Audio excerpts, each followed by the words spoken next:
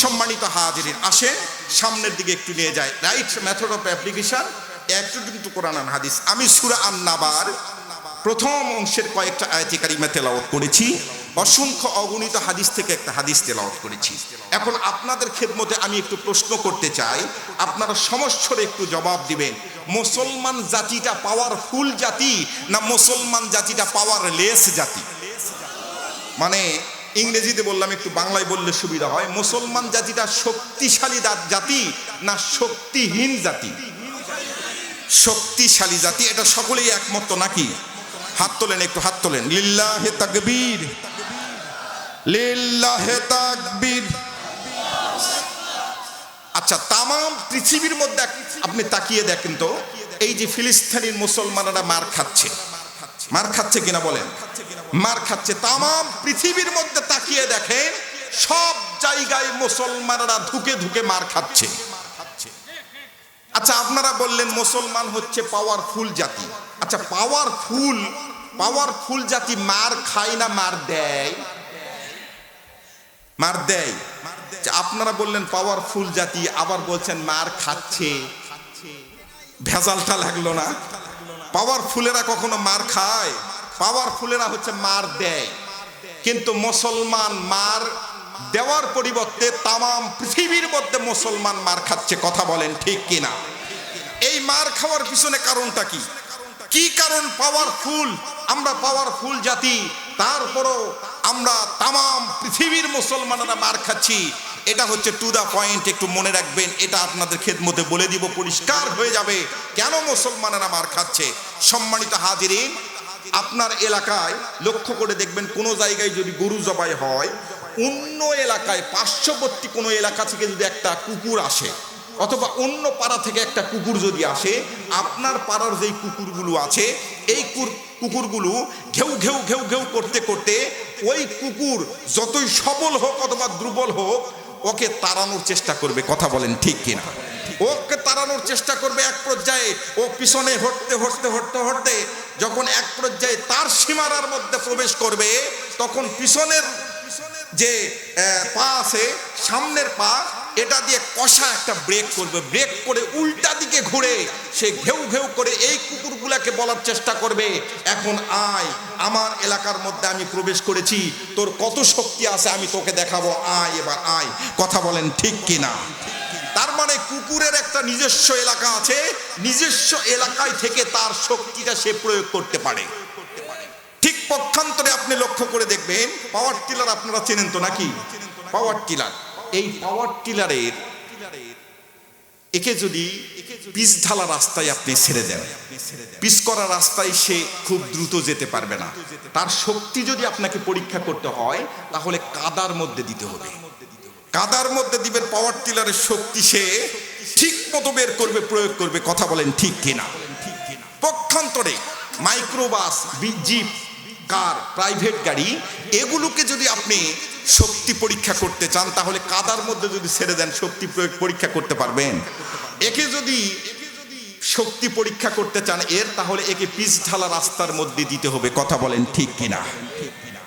RAB, চিতা, cobra, সেনাবাহিনী, police, army যত আছে, এদেরকে যদি মাছ ধরা যন্ত্র ছাড়া পানির মধ্যে নামায় দেন, একটা পুঁটির মাছ সারাদিনে ধরতে পারবে না।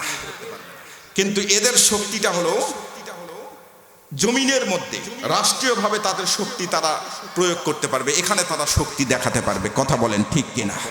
তার মানে বোঝা গেল, র্যাবের শক্তি মাটিতে, মাছের শক্তি হলো পানিতে।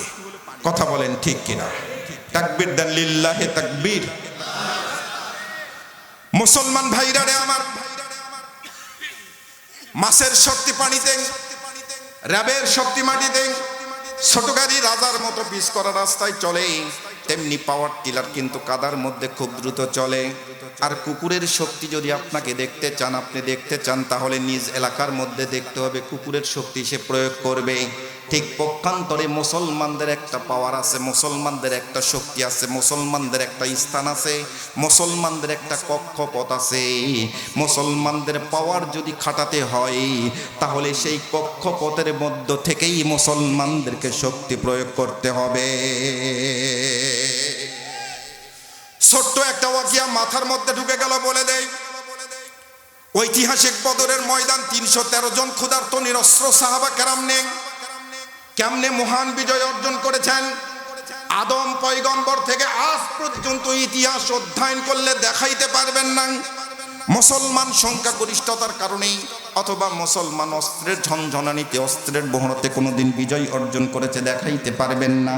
বরং এই পৃথিবীর মুসলমান সংখ্যাগরিষ্ঠতার কারণে নয়, অস্ত্রের ঝনঝনানির কারণে নয়, পেট্রোল বোমার আঘাতের কারণে নয়, মুসলমানদের জয় পরাজয় আল্লাহ রাব্বুল আলামিনের হুকুম আর পয়গম্বর আলাইহিস সালাতু ওয়াস সালামের সুন্নত তরিকা মানার ভিতরে। আল্লাহ রাব্বুল আলামিনের হুকুম মেনে তার কুদরতি পায়ের উপর সেজদা দিবে, চোখের পানিটা জমিনের মধ্যে ছেড়ে দিবে। এই চোখের পানি জমিনে পড়ার আগেই 7 আসমান পেরিয়ে আল্লাহর আরশে আজিমের মধ্যে ধাক্কা লাগাবে। চোখের পানি যদি আপনি না ছাড়তে পারেন, মুসলমানদের জয় কোনোদিন হবে না, কোনোদিন নিশ্চিত হবে না। মুসলমানদের 2টা অস্ত্র, একটা হচ্ছে চোখের পানি আর একটা হচ্ছে রহমান নামের জিকির। সুবহানাল্লাহ বলবেন না? মুসলমান ভাইরা আমার, আজকের মাহফিলের মূল টপিকসের মধ্যে এখনো যাই নাই, শুধুমাত্র ভূমিকাটা আপনাদেরকে বুঝাচ্ছি। কোন বিষয়টা আপনাদেরকে বুঝাবো, কোন বিষয়টা নিয়ে আলোচনা করব। আমার আলোচনার বিষয় হলো মুসলমান পাওয়ারফুল না মুসলমান পাওয়ারলেস। ঐতিহাসিক বদরের ময়দান, 313 জন ক্ষুধার্ত নিরস্ত্র সাহাবা কেরাম কেমনি মহান বিজয় অর্জন করলেন। এই বিজয়কে আল্লাহ রাব্বুল আলামিন কোরআনুল কারীমের ভাষায় ইয়াউমাল ফুরকান বলেছেন। এই বিজয় অর্জন করার পর আল্লাহর পয়গম্বর সাহাবা কেরাম সবাইকে ডাকলেন। সবাইকে ডেকে একত্রিত করে আল্লাহর নবী জিজ্ঞেস করলেন, ও আমার সাহাবীরা, তোমরা বলো দেখি যুদ্ধ চলাকালীন কার কি অবস্থা হয়েছিল, কার গুজারি শোনাও। এক একজন সাহাবী দাঁড়ায় এক এক অভিজ্ঞতার কথা শুনাইতেছিলেন। পিছনের লাইন থেকে একজন সাহাবী দাঁড়ালেন। এই সাহাবীর নাম হলো মানজার রাদিয়াল্লাহু তাআলা আনহু। এই সাহাবী দাঁড়িয়ে হাত উত্তোলন করলেন, লাব্বাইকা ইয়া সাদাইক রাসূলুল্লাহ। হুজুর গো কাদো কাদো কণ্ঠে ডাক দিয়ে বলছে, ইয়া রাসূলুল্লাহ, ইয়া হাবিবাল্লাহ, যুদ্ধ চলাকালীন সময় কাফেরকে মারার জন্য তরবারি উঁচু করে দৌড়াইতেছিলাম। আমি লক্ষ্য করে দেখলাম আমার ডান দিকে কেউ নাই, আমার বাম দিকে কেউ নাই, আমার পিছনে কেউ নাই। খোলা তরবারি হাতের মধ্যে নিয়ে দৌড়াইতেছি ওই কাফের পিছনে, কাফেরকে মারার জন্য দৌড়াচ্ছি। হঠাৎ করে লক্ষ্য করে দেখলাম ওই কাফের ঘাড়ের উপর তরবারি চালানোর আগেই তার ঘাড় থেকে তার মাথাটা জমিনের মধ্যে পড়ে গেল।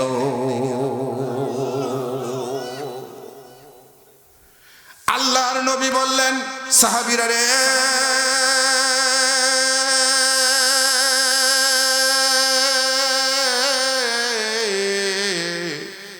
তোমরা কি মনে করেছো ক্ষুধার্ত নিরস্ত্র অবস্থায় তোমাদেরকে যুদ্ধের ময়দানে ছেড়ে দিয়ে আমি পয়গম্বর তাঁবুর মধ্যে আরাম করছিলাম? না না, আমি পয়গম্বর তাঁবুর মধ্যে আরাম করি নাই রে সাহাবী। আমি পয়গম্বর যখন তাঁবুর মধ্যে প্রবেশ করলাম তখন 2 রাকাত সালাত আদায় করলাম। আর এই 2 রাকাত সালাত আদায় করার পরেই শেষ সেজদার মধ্যে যখন চলে গেছি, 2 ফোঁটা চোখের পানি জমিনের মধ্যে ছেড়ে দিয়েছি। এটা জমিনে পড়ার আগেই 7 আসমান পেরিয়ে আল্লাহর আরশে আজিমের মধ্যে ধাক্কা লাগাইছে। আল্লাহ রাব্বুল আলামিন ডাক দিয়ে বললেন, জিবরাইল, এক মুহূর্ত দেরি করিস না, আমার পয়গম্বরের সামনে যা।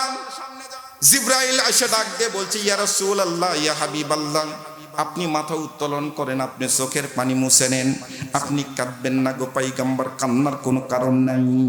আপনার ক্ষুধার্ত নিরস্ত্র সাহাবা কেরাম যুদ্ধের ময়দানে অংশগ্রহণ করবে, তাদের যতটুকু শক্তি আছে ততটুকু প্রয়োগ করবে, আর বাকি কাজটা করার দায়িত্ব আমি আমার আল্লাহ রাব্বুল আলামিন, আপনার দোস্ত আল্লাহ রাব্বুল আলামিন নিজ কুদরতি হাতের মধ্যে নিয়ে নিল। চিৎকার করে বলেন সুবহানাল্লাহ। যারা ময়দানে কাজ করছে তাদেরকে ময়দানে ছেড়ে দিয়ে আমরা কেউ কেউ ঘরের কোণে বসে থেকে জিকির করছি, তসবিহ টানছি আর বলছি যা হয় হোক, যা হয় হোক। আপনি যুদ্ধে যেতে পারবেন না, আপনি মিছিলে যেতে পারবেন না, আপনি